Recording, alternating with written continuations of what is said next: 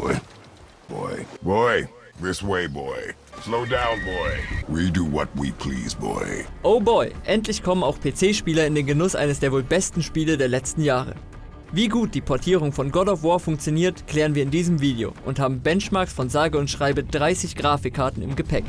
Also hereinspaziert zum Tech-Test von God of War für den PC. Inside, boy.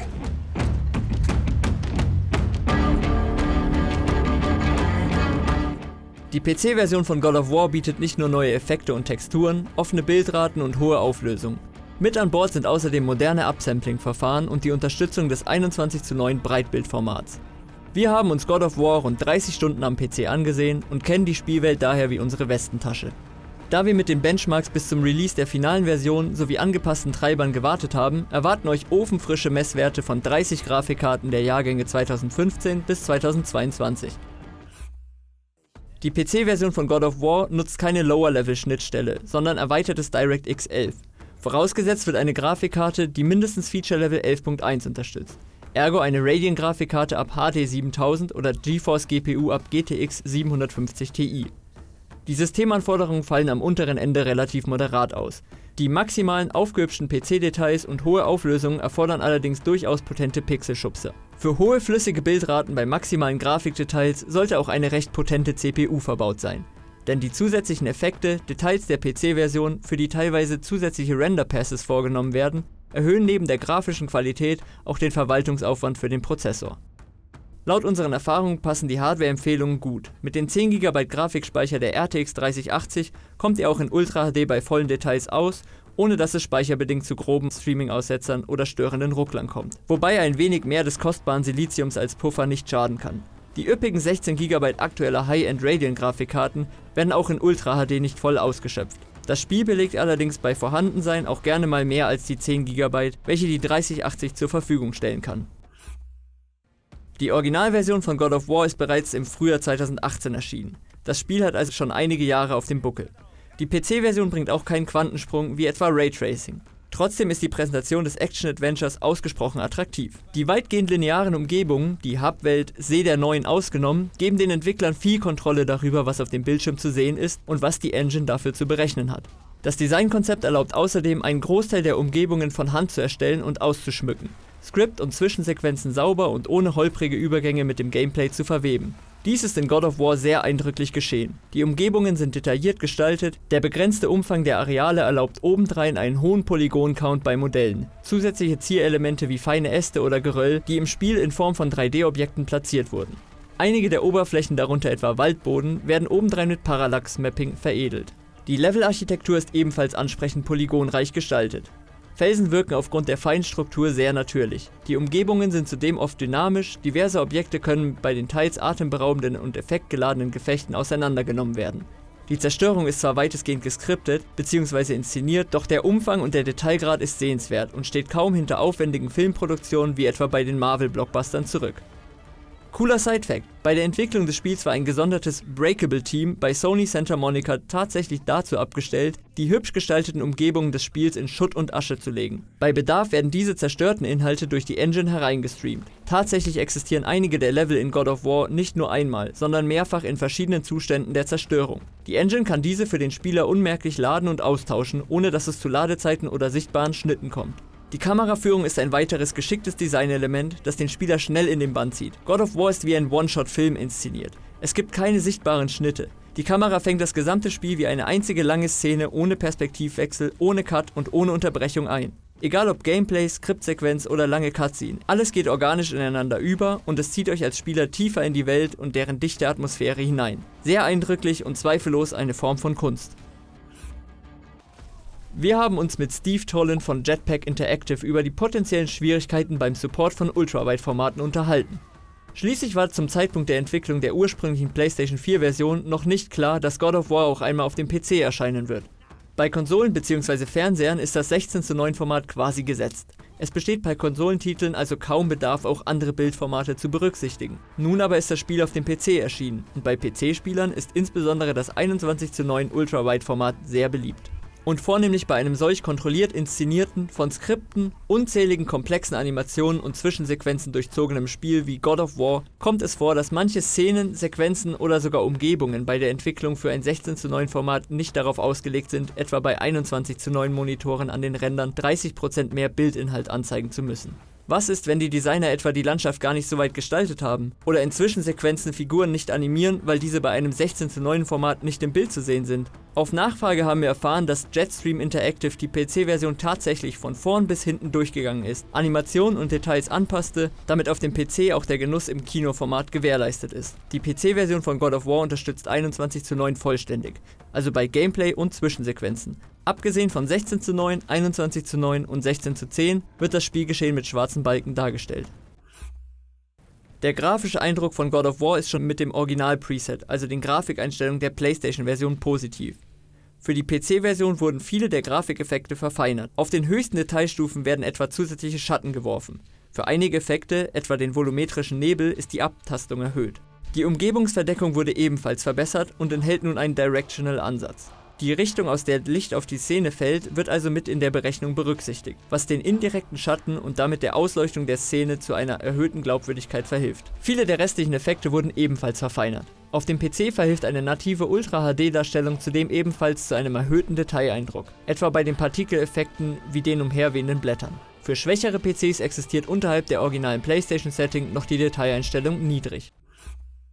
Neben dem 21:9 Bildformat, höheren Auflösungen und zusätzlichen Details lässt sich die PC-Version obendrein mit flüssigeren Bildraten genießen. Es kann eine Bildratenbegrenzung zugeschaltet werden, die Anpassungen in 10er-Schritten von 30 bis 120 FPS zulässt oder sich komplett deaktivieren lässt. Um sehr hohe Bildraten auch mit schwächerer Hardware zu erzielen, könnt ihr natürlich Details reduzieren. Alternativ könnt ihr auch eins der 3 angebotenen Upsampling-Verfahren nutzen, die unterschiedliche, generell jedoch erfreulich saubere Eindrücke hinterlassen. Auf trägen 60 Hz Displays und bei Bildraten unter 60 FPS bringt zudem das Zuschalten von Nvidias Reflex einen merklichen Vorteil, selbst am Controller. Wir haben einige Bildvergleiche mit den 3 verschiedenen Upsampling-Verfahren angefertigt, welche die PC-Version von God of War anbietet. Nvidias DLSS hat dabei die Nase vorn, auch wenn das Bild mit dem cleveren KI-Verfahren bei feinen Elementen und in Bewegung etwas zum Schlieren neigt. FSR nutzt das gelungene TAA des Spiels als temporale Ergänzung des Spatial Upsampling und macht ebenfalls eine gute Figur. Vergleichen wir indes ähnliche Faktoren bzw. wählen wir eine vergleichbare Auflösung, von der das Bild auf Ultra HD heraufgerechnet wird, so ist schnell klar, dass DLSS aus weniger berechneten Pixeln ein besseres Bild rekonstruieren kann. Das neben DLSS und FSR als dritte Option via Auflösungsskalierung angebotene TAA Upsampling macht ebenfalls ordentliche Figur, kommt aber weder an das mit FSR aufbereitete Bild heran, noch an die Bildschärfe von DLSS. Allerdings ist auch das TAA Upsampling bei der Schlierenbildung Nvidias Ansatz etwas überlegen. Das reine TAA-Verfahren neigt im Gegensatz etwas dazu, gewisse Artefakte zu erzeugen und erinnert hin und wieder ein wenig an ein Ölgemälde, nicht ganz unähnlich wie zu früheren DLSS 1.0 Zeiten. Kommen wir zum Herzstück unseres Tech-Tests, den Grafikkarten-Benchmarks. Die Außenbereiche rund um die Hub-Welt See der 9 sind deutlich CPU-lastiger als Innenareale und die zahlreichen, mit hochwertigen Depth of Field ausgeschmückten Zwischensequenzen, die Grafikkarten zusetzen. Ebenfalls zulasten der GPU gehen die sehenswerten Partikeleffekte, welche unter anderem in Kämpfen auftreten. Hier kommt es mitunter zu heftigen Slowdowns und diese können in den knackigen Kämpfen über Gedeih oder Verderb entscheiden. Unsere Grafikkarten-Testszene beherzigt all diese Beobachtungen. Ziel war es, die GPU-lastigen Effekte abzubilden, ohne eine Zwischensequenz heranzuziehen. Hier treffen Partikel und Spiegelungen aufeinander und erzeugen damit eine annähernd genauso hohe Last wie in effektschwangeren Kämpfen. Um einen Worst Case handelt es sich aber nicht. Einen solchen hätten wir mit Hilfe eines Runenmagie-Helferleins konstruieren können. Allerdings wäre dann die Streaming-Last geringer ausgefallen, sodass wir den im Video sichtbaren Kompromiss eingehen. Resizable Bar respektive Smart Access Memory sind bei den PCGH-Benchmarks seit April 2021 standardmäßig aktiv. Wie immer bieten wir euch die Ergebnisse in den 4 verbreiteten Auflösungen: Full HD, WQHD, UWQHD und Ultra HD. So sehenswert God of War am PC auch ist, die Zahlen attestieren dem Spiel eine Last der alten Schule. Damit ist nicht gemeint, dass das Spiel sprichwörtlich auf jedem Toaster läuft, denn dem ist nicht so, sondern die Machtverhältnisse zwischen alt und neu. Angestaubte Architekturen wie Nvidias Pascal und AMDs Vega erzielen eine ordentliche Leistung, welche in zahlreichen Spielen des Jahres 2021 nicht mehr anzutreffen war. So erzielt beispielsweise die 5,5 Jahre alte GeForce GTX 1080 noch flüssige 60 FPS in Full HD, während sich die Radeon 7 überdurchschnittlich von der Vega 56 absetzen kann und somit selbst WQHD spielbar macht.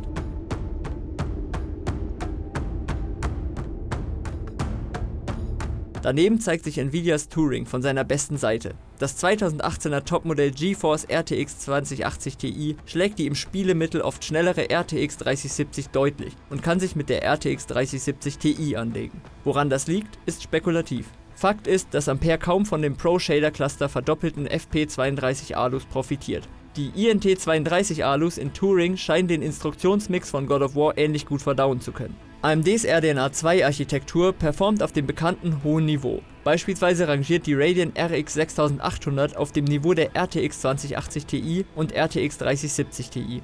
Nur für die Leistungsspitze reicht es nicht. Nvidias GeForce RTX 3090 ist selbst dem Full HD Champion Radeon RX 6900 XT LC überlegen. Bei den Zahlen ist zu beachten, dass unsere Benchmark-Szene bewusst die Grafikkartenleistung testet. Behagt ihr in God of War einen oder mehrere Gegner, wird gerade im späteren Spielverlauf ein Feuerwerk der Effekte gezündet, welche zu Lasten der GPU geht. Außenbereiche sind deutlich prozessorlastiger und zeichnen ein anderes Bild. In diesen Szenen kommt es aber natürlich deutlich weniger auf flüssige Bildraten an. Aus Zeitgründen haben wir diesmal zwar keine Prozessor-Benchmarks für euch, aber eine wichtige Information. Da God of War PC mit DirectX 11 arbeitet, pressen GeForce-Grafikkarten höhere Bildraten aus der angegebenen Infrastruktur als Radeon-Modelle. Insgesamt hinterlässt die PC-Version von God of War einen geschliffenen, fertigen Eindruck. Ein Problem fiel uns während der langen Spielsessions jedoch auf. Es gibt ein Speicherleck. Dieses äußert sich folgendermaßen.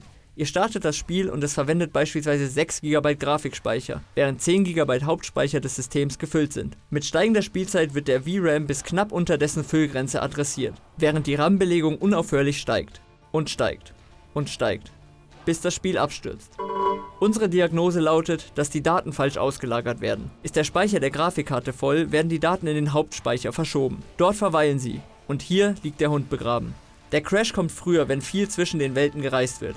Ergo stets neue Daten eingeladen werden. Je nach System und dessen Speicherausstattung lässt sich der Absturz hinauszögern oder tritt gar nicht auf. Mit einer GeForce RTX 3090 mit 24 GB crashte God of War bei uns zum Beispiel nicht. Das Problem besteht trotzdem, obwohl im Release-Patch Version 1.01 von einem entsprechenden Fix zu lesen ist. Uns passierte es bei den bewusst langen Sessions mit einer Mittelklasse-Grafikkarte. In diesem Fall einer Radeon RX 6600. Das AMD-Modell verfügt über 8 GB Speicher, welche zwar grundsätzlich für maximale Details ausreichen, aber eben nicht für anhaltendes in den RAM auslagern, sobald der Grafikspeicher voll ist. Falls ihr die Fehlermeldung von Windows noch nie gesehen habt, braucht ihr euch nicht zu wundern. Wir haben sie ebenfalls noch nie gesehen, denn mit 32 GB Speicher und der vorliegenden Optimierung des Systems ist es nicht üblich, dass eine Applikation alles an Hauptspeicher adressiert. Der MSI Afterburner bestätigt, dass die God of War.exe am Ende knapp 30 GB adressiert und dann abstürzte, da kein weiterer RAM mehr verfügbar war. Diverse Nutzer bestätigen die Speichervöllerei, doch nur wenige berichten von harten Crashes. Wir geben die Informationen an Sony weiter und hoffen auf einen fortgeschrittenen Fix, um Kratos und Atreus Reise nicht vorzeitig zu beenden. God of War hat es endlich auf den PC geschafft und er strahlt dort in der bestmöglichen Form. Im PCGH-Test erweist sich die Portierung der PlayStation-Perle als Fest für Einzelspieler. Die fantastisch inszenierte Geschichte ist auf fast allen Ebenen ein Genuss und somit ein großartiger Einstand des Spielejahres 2022. Wer sich mit der Grafik des PlayStation-Originals zufrieden gibt, kann auch mit einem 5 Jahre alten Rechner Spaß haben. Die deutlich sichtbaren PC-Aufwertungen erfordern jedoch deutlich potentere Grafikkarten. Hilfreich dabei sind die löblicherweise eingebauten Upscaling-Verfahren. Egal ob FSR oder DLSS. Schwache Grafikkarten profitieren klar von der Entlastung und erzeugen damit noch ansehnliche Bilder. Die bisherigen Nutzerrezensionen bei Steam sind dementsprechend voll des Lobes. In diesem Sinne, auf viele weitere PlayStation-Portierungen Sony. Unsere Wunschliste: Ratchet & Clank Rift Apart, Gran Turismo 7, Horizon Forbidden West, The Last of Us und natürlich God of War Ragnarök. Gerne erst 2023, wenn's der Sache dient.